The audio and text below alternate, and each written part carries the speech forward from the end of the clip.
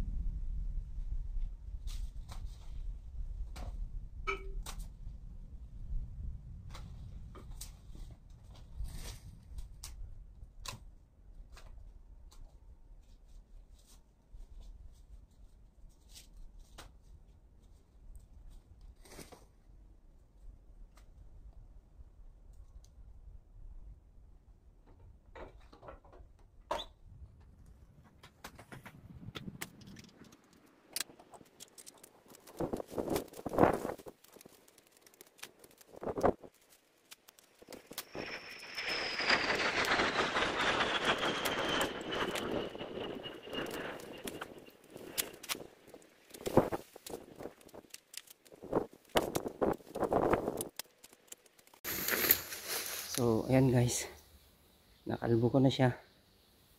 Ayan, sa spring guys, tutubo ulit yan. Ayan, kasi pag hindi ko puputulan guys, masyadong mataas, hindi pwede kasi matatakpan yung mga ibang halaman. Ayan, ginagawa ko lang siyang parang shrub na halaman, kaya hindi siya pwedeng pataasin. Ayan guys.